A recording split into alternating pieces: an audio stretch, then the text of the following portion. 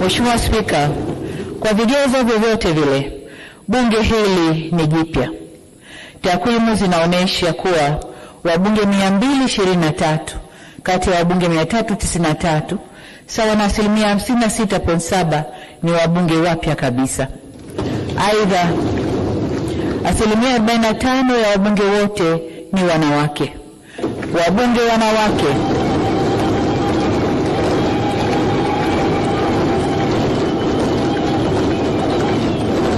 Asante. Hongereni sana wabunge wanawake. Mheshimiwa Spika, tunasogelea 50%. Tuko 40 point. Wabunge wanawake waliogombea majimboni safari hii ni 36 ikilinganishwa na wabunge 21 katika bunge lililopita.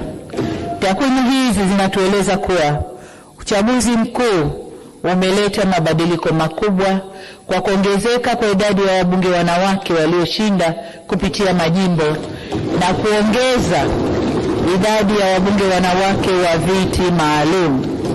Mheshimiwa Spika, uchaguzi mkuu wa kuchagua rais wa Jamhuri ya Muungano wa Tanzania, rais wa Zanzibar na mwenyekiti wa Baraza la Mapinduzi, wabunge, wajumbe wa Baraza la Wawakilishi na madiwani ulifanyika tarehe 29 Oktoba mwaka huu nchini kote.